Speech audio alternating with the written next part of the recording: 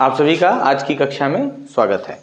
पिछली कक्षा में हमने इतिहास जानने के स्रोत में अलग अलग सेगमेंट्स देखे थे, जिसमें हमने देखा कि इतिहास जानने के क्या क्या स्रोत हो सकते हैं।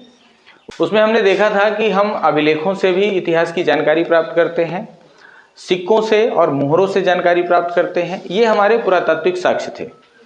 हमने साहित्यिक साक्ष्यों की भी बात की थी, जिसमें थे हमारे धार्मिक साहित्य, धर्मेतर साहित्य और विदेशी यात्रियों द्वारा लिखे गए वृत्तांतों के माध्यम से भी हम इतिहास की जानकारी प्राप्त करते हैं। ऐसा हम लोगों ने पिछली कक्षा में देखा था। आज हम लोग इन सारी चीज़ों के विशेष सभी का एक कक्षा में पढ़ पाना संभव नहीं है, लेकिन जो आपके लिहाज से, परीक्षाओं के लिहाज से महत्वपूर्ण है, उन सबको देखेंगे। तो क्रमशः सबसे पहले हम अभिलेखों के विषय में देखेंगे कि अभिलेख, किन किन अभिलेखों को हमें जान लेना जरूरी है, कौन कौन से अभिलेख में किन किन राजाओं के विषय में या उनके द्वारा किए गए कार्यों का विवरण उसमें मिलता है। और इसी तरीके से हम सिक्के और मोहरों से क्या पता कर पाते हैं इतिहास के बारे में, इसके विषय में थोड़ा सा जानेंगे। और साहित्यों के विषय में भी समझेंगे कि हमारे धार्मिक साहित्य कौन कौन से हैं, किन किन धार्मिक साहित्यों से हमें किस काल की और कौन कौन सी जानकारी मिलती है। इसी तरीके से धर्मेतर और इसी तरीके से विदेशी यात्रियों के वृत्तांत के माध्यम से भी हम देखेंगे।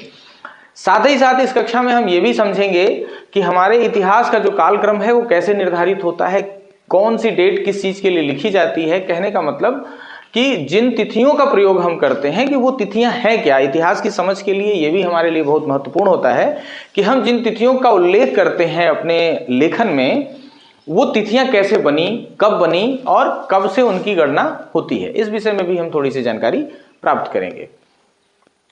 तो आइए शुरू करते हैं अपनी आज की कक्षा। अभिलेखों में कौन कौन से ऐसे महत्वपूर्ण अभिलेख हैं जिनके माध्यम से हमें ये पता चल पाता है कि इतिहास में कौन सी घटना कब किसके साथ हुई।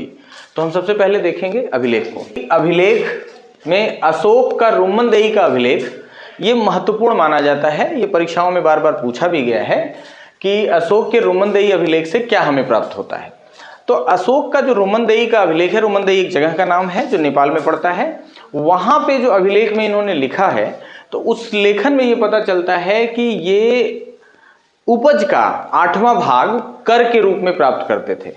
कर आप लोग समझते हो, टैक्स जो आज की डेट में हम लोग सेल टैक्स, इनकम टैक्स, तमाम टैक्सेस देते हैं। तो इसी तरीके से पुराने जो राजा महाराजा थे ये भी अपने प्रजा के ऊपर टैक्सेस लगाते थे। जो उपज होता था उसका 8वां भाग राजकोष में जमा किया जाता था, वो राजकीय हिस्सा माना जाता है। हमें अशोक के कार्यकाल को अभी नहीं समझना है, वो हम पढ़ते समय पढ़ेंगे। हमें ये समझना है कि अभिलेखों के माध्यम से कि जो हम इतिहास का वर्णन करते हैं, उसके विषय में जानकारी प्राप्त करते हैं। तो ये जानकारी हमें रोमनदेही अभिलेख से मिला है, जहां पे अशोक ने ये वहां वर्णित कराया है कि वो उपज का 8वां भाग कर के रूप में लिया करता था। सिक्के एवं मोहरे, जब हम सिक्कों और मोहरों की बात करते हैं तो इसमें गुप्त काल के समय में कुमारगुप्त राजा हुए, उनके द्वारा जो चलाए गए सिक्के थे उसमें उनको घुड़सवारी करते दिखाया गया था कि राजा घुड़सवारी कर रहे हैं। तो इस सिक्के के माध्यम से हमें अगर वहां की बात पता करनी हो तो हमें यह पता चलता है कि कुमारगुप्त जो थे वो घुड़सवारी करना जानते थे। कहने का मतलब क्या है कि जो भी चीजें हमें प्राप्त हुई, उन चीजों से हम इतिहास का वर्णन कैसे करते हैं और क्या उनसे देख पाते हैं, ये एक झलक है। और ऐसी बहुत सारी जानकारियां आपको सिक्कों से, मोहरों से मिल सकती हैं। जैसा अभी पिछले हमने अभिलेख की बात की, तो इसी तरीके से अभिलेख केवल वो रोमनदेही का एक अभिलेख नहीं है, तमाम ऐसे अभिलेख हैं जिनके माध्यम से आप इतिहास की तमाम जानकारियां जुटा सकते हैं। ये उदाहरण के तौर पर मैं आप लोगों को बता रहा हूं। ठीक इसी प्रकार से जैसे हमने अभी अभिलेख की बात की, हमने सिक्कों की बात की, इसी तरीके से एक स्तूप एक संरचना होती है। उस संरचना के माध्यम से भी हमें तमाम राजाओं के विषय में जानकारी मिलती है। ऐसे ही सामान्य तौर पे सारनाथ का एक धमेख स्तूप है, जिससे हमें ये जानकारी मिलती है कि बुद्ध जब सारनाथ आए थे तो वहां पर उन्होंने उपदेश दिया था। इस बात की जानकारी हमें उस धमेख स्तूप से होती है। उसका भी निर्माण अशोक ने करवाया था। चलिए फिर हम आते हैं अपने धार्मिक साहित्य, धर्मेतर साहित्य और विदेशी यात्रियों के वृत्तांत की तरफ।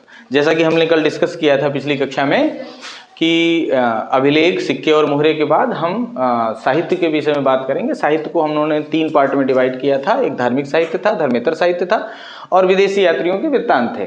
तो यहाँ व्हाइट बोर्ड पे भी आप देख पा रहे हैं और समझ भी पाएंगे कि कैसे कैसे किन किन काल में हमने किस किस तरीके के धार्मिक साहित्यों से, धर्मेतर साहित्यों से या विदेशी यात्रियों के वृत्तांत से इतिहास को जाना है। तो सबसे पहले हम यहाँ देखेंगे, हम देखते हैं वेद को। वेदों से हमें क्या मिलता है? वेद एक धार्मिक साहित्य है जो हिंदू धर्म से संबंधित है, सनातन धर्म से संबंधित है। इनके माध्यम से हमें क्या जानकारी मिलती है? वैदिक कालीन पूरा विवरण मिलता है। वैदिक काल में कैसी सामाजिक संरचना थी, स्त्रियों की दशा क्या थी, वहाँ की अर्थव्यवस्था क्या थी, वहाँ प्रजा के साथ राजा का व्यवहार कैसा था, प्रजा प्रजा में कैसा व्यवहार था, इन सारी चीज़ों का विवरण हमको वेदों के माध्यम से मिल जाता है। किस काल का? वैदिक कालीन विवरण हमको यहाँ से मिल जाता है। दूसरे नंबर पे जिन धार्मिक साहित्य को हम जानते हैं, इसका नाम आप लोगों ने भी सुना होगा, रामायण एवं महाभारत। तो रामायण एवं महाभारत को किसने लिखा है? क्रमशः रामायण को लिखा है वाल्मीकि ने और महाभारत को लिखा है वेद व्यास ने। ठीक है, इनके माध्यम से हमें कौन सी जानकारी मिलती है? तो इनके माध्यम से हमको महाकाव्यकालीन समाज के विषय में जानकारी मिलती है। ठीक वैसे ही जैसे हमको वेदों से मिलता था कि वहाँ की सामाजिक व्यवस्था, वहाँ की राज व्यवस्था, वहाँ स्त्रियों की दशा, वहाँ का आर्थिक पक्ष, वहाँ कृषि कैसे होता था, ये सारी चीज़ें हमको रामायण और महाभारत से पता चल जाता है महाकाव्यकालीन समाज के विषय में।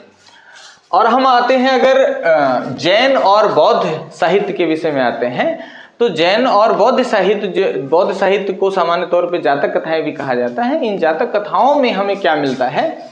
6ठी शताब्दी ईसा पूर्व के राजनैतिक, सामाजिक और धार्मिक स्थिति क्या रही उस समय, उसकी जानकारी हमें इससे मिल जाती है। बात समझ में आ रही है आप लोगों को? धर्मेतर साहित्य की बात का मतलब कि धार्मिक साहित्य से अलग जो लोगों ने लिखा हुआ है, उसमें बहुत महत्वपूर्ण लोगों के द्वारा लिखी गई पुस्तकें हैं जिनसे हमें कुछ मिलती हैं। उनमें पहला तो हमको अर्थशास्त्री महत्वपूर्ण पुस्तक है अर्थशास्त्र। चाणक्य का नाम सबने सुना होगा। तो चाणक्य, जिनको कौटिल्य भी कहा जाता था, उन्होंने अर्थशास्त्र लिखा है। तो अर्थशास्त्र में क्या मिलता है हमको? तो हमको मौर्यकालीन समाज की राजनीतिक, सामाजिक, आर्थिक और धार्मिक स्थिति, आप देख पा रहे होंगे कि जितनी भी पुस्तकें हैं उनमें सामान्य तौर पे यही सारी चीजें हमें मिल जा रही हैं, जिनमें उनके उस समय की राजनीतिक स्थिति क्या थी, सामाजिक स्थिति क्या थी, स्त्रियों की दशा कैसी थी, कृषि व्यवसाय कैसा था, इन सब सारे विषयों में जानकारी मिल जाती है। हालांकि ये अर्थशास्त्र जो है, ये अर्थशास्त्र नाम है भले ही, लेकिन इसमें शासन प्रबंधन की पूरी जानकारी आपको मिलेगी जब आप पढ़ने लगेंगे, चंद्रगुप्त मौर्य को पढ़ने लगेंगे, उस समय की व्यवस्था को पढ़ने लगेंगे। तो जब अर्थशास्त्र की बात होगी तो फिर वहाँ पे हम पूरा डिस्क्राइब करेंगे कि अर्थशास्त्र में एग्जैक्टली क्या क्या लिखा हुआ है, किस तरीके से सारे शासन व्यवस्था की बात वहाँ पे लिखी हुई है, तो उसको हम वहाँ पे क्लियर करेंगे आपको। अगला पुस्तक है जो धर्मेतर साहित्य में आता है, वो है राजतरंगिणी। क्या नाम है? राजतरंगिणी। इसको किसने लिखा है? कल्हड़ ने। किसने लिखा है? कल्हड़ ने। कल्हड़ ने कहाँ का वृत्तांत लिखा है? तो जाहिर सी बात है वो कश्मीर के 11वीं और 12वीं शताब्दी के इतिहास का वर्णन इस पुस्तक में हमको मिलता है, जिसको लिखा है कल्हड़ ने। पुस्तक का नाम है राजतरंगिणी। क्या नाम है? राजतरंगिणी। बिल्कुल। हम आते हैं उस सेगमेंट में जहां पे हमने बताया था, बात की थी कि विदेशी यात्रियों के वृत्तांत भी हमको इतिहास जानने में मदद करते हैं। तो सबसे पहले हम देखते हैं किसको? इंडिका को। इंडिका नाम का एक पुस्तक है जिसको किसने लिखा है? मेगास्थनीज ने। अब ये मेगास्थनीज कौन था? यूनानी राजदूत था, जिसने चंद्रगुप्त मौर्य कालीन समाज की झलक मिलती है इस पुस्तक से। कहने का मतलब कि इसमें भी उन्होंने वहाँ के समाज का विवरण दिया है इस पुस्तक में, और तमाम ऐसी चीजें जिनको पढ़ करके हम चंद्रगुप्त मौर्य के काल की जानकारी प्राप्त कर सकते हैं। दूसरी पुस्तक आती है, यात्रा विवरण है वो फो क्यू की का, जिसको फाहियान ने लिखा है, जो एक चीनी यात्री था। गुप्त काल से संबंधित जानकारी इस पुस्तक में भी हमको मिलती है। और एक यात्रा विवरण है सी यू की, जिसको ह्वेनसांग ने लिखा है, ये भी चीनी यात्री हैं। इनके पुस्तक में हमें हर्षवर्धन के शासन काल की विवरण या जानकारी मिलती है। तो आपने देखा कि किस तरीके से धार्मिक साहित्य, धर्मेतर साहित्य और यात्रियों के विवरण, यात्रियों के द्वारा लिखा गया यात्रा वृत्तांत में हमें इतिहास की जानकारी कौन कौन से काल की मिलती है, किन किन राजाओं की मिलती है। ऐसे तमाम पुस्तकें, ये एक केवल मैंने उदाहरण के तौर पे यहाँ पे सारी चीज़ें लिखी हैं, ऐसे तमाम चीज़ें आपके पुस्तकों में वर्णित है। उन सारी चीज़ों को फिर क्रमशः बताया भी जाएगा पढ़ने के समय में। आगे जब हम इतिहास को पढ़ रहे होंगे तो तमाम राजाओं महाराजाओं के विषय में पढ़ेंगे, उनमें इन लोगों के नाम, इन लोगों के द्वारा लिखी गई चीज़ों का विवरण आता जाएगा और समझते जाएंगे आप। यहाँ से आपको केवल ये समझना है कि हाँ, पुस्तकों के माध्यम से भी किस तरीके से हम इतिहास की जानकारी प्राप्त करते हैं। आप लोगों के मन में एक बात आ रही होगी पुरातत्व को लेकर के, पुरातात्विक साक्ष्यों को लेकर के, कि पुरातात्विक साक्ष्यों में तो जैसे आपसे पिछली कक्षा में भी मैंने पूछा था कि क्या आप लोगों ने भी कहीं खोदते हुए कुछ पाया है कि नहीं पाया है, तो आप लोगों ने बताया था बहुत सारी चीजें पाई हैं। लेकिन उनको देख करके आप कैसे अंदाजा लगाओगे कि ये किस समय का होगा और वो किस समय का होगा? आपको एक साथ ही खोदते समय मिल गई है ना, लेकिन इनको देख करके हम कैसे अंदाजा लगाते हैं कि कौन सी चीज किस समय की होगी? तो उसके लिए सामान्य सी एक बात आती है, क्योंकि आप जो खोद रहे हो वो सामान्य तौर पे खेल कूद में आपने वो सब सारी चीज़ों को खोदी, तो वो एक स्तर से ही आपको मिला। लेकिन समाज की संरचना कैसे हुई होगी, अगर आप अपने पिताजी से, दादाजी से, दादी से पूछोगे तो आपको बताएंगे कि पहले वहाँ लोग रहते थे, फिर उसके बाद वो सब खंडहर हो गया, कई साल तक पड़ा रहा, फिर उसके बाद वहाँ पे नई बस्ती लग गई, तो फिर नई बस्ती। अब देखो यहीं पे समझने की चीज़ है कि पहले उन्होंने क्या कहा, पहले उन्होंने कहा कि लोग ऐसे जमीन था, लोग रहा करते थे, ठीक है, लोग रहा करते थे, फिर वो सारी चीजें खंडहर हो गई, तो खंडहर हो गई तो धीरे धीरे धीरे वो पटके ऐसी हो गई, ठीक है। उसके बाद उस पर नई बस्तियां बसी, लोग वहां रहने लगे, तो जो लोग वहां रहने लगे तो उन्होंने कुछ ऊंचाई पे, आज भी आप देखते हो कि आप नया घर जब भी बनवाते हो तो थोड़ा सा हाइट लेके बनाते हो, ऊंचाई पे बनाते हो। ऐसे ही पिछली बस्तियां जब दबली, वहां पे खंडहर हुआ तो उनके ऊपर फिर नई बस्तियां डेवलप हुई। ऐसे फिर से 100 साल बीता, 150 साल बीता, वहां पे फिर नई बस्तियां डेवलप हुई, तो एक ऊंचाई आता गया। तो अब इन लोगों के द्वारा प्रयोग किए गए वस्तु इन स्तरों पे आपको मिलेंगे, इन लोगों द्वारा प्रयोग किए गए वस्तु आपको इन स्तरों पे मिलेंगे। ठीक इसी प्रकार यहां पे प्रयोग किए गए वस्तु आपको इन स्तरों पे मिलेंगे। तो क्रमशः पुरातत्ववेत्ताओं को जिस स्तर पे जो चीजें मिलती जाती हैं उसी आधार पे उनके कालक्रम का निर्धारण भी करते हैं, और साथ ही साथ विज्ञान की एक विधि भी है, कार्बन डेटिंग बोलते हैं उसको। कार्बन डेटिंग के माध्यम से भी उन वस्तुओं का जो भी हमें प्राप्त होता है उनसे उनकी आयु निकाली जाती है कि ये कितना पुराना होगा। तो एक ये सामान्य विधि है, एक वो वैज्ञानिक विधि है जिसके माध्यम से हम कालक्रम निर्धारित करते हैं कि ये कितना पुराना होगा, किस समय का होगा, इस आधार पे हम देखते हैं। ठीक है, अभी आप लोगों ने देखा होगा कि जिस तरीके से जैन और बौद्ध साहित्य की बात हमने की थी कि जातक कथाओं में किसकी जानकारी मिलती है, तो उसके सामने लिखा हुआ था 6ठी शताब्दी ईसा पूर्व के राजनैतिक, सामाजिक और आर्थिक स्थिति का विवरण हमें वहां से मिलता है। तो ये ईसा पूर्व आया, उसमें क्या आया, ईसा पूर्व। तो ये कौन सा समय है? अभी जो आप लोग बोलते हो, अभी अगर मैं आपसे पूछूं कि आप कब पैदा हुए हो तो आप बताओगे कि इतने सन में या इतनी ईस्वी में, है ना।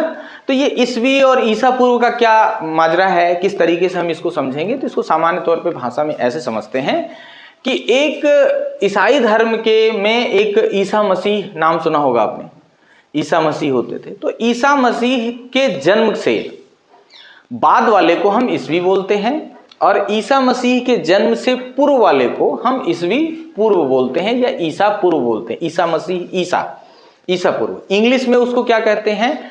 इसको हम बीसी कहते हैं और इसको हम एडी कहते हैं।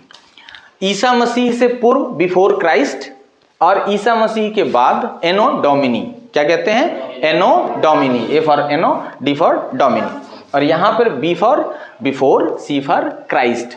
तो ईसा मसीह के जन्म के पूर्व जितनी घटनाएं हुई थी उनको उल्टे क्रम में हम बिफोर क्राइस्ट कहेंगे, और ईसा मसीह के जन्म के बाद बढ़ते क्रम में हम उनको एनो डोमिनी कहेंगे। ये बात स्पष्ट हो गई। तो आपका ये जो चैप्टर है जिसमें हम इतिहास जानने के स्रोत के विषय में बात कर रहे थे, समझ रहे थे इन चीजों को, वो आज यहाँ पे समाप्त होता है। अगली कक्षा में सिंधु सभ्यता की तरफ चलेंगे और आप इतिहास को क्रमशः समझते रहेंगे। बहुत बहुत धन्यवाद।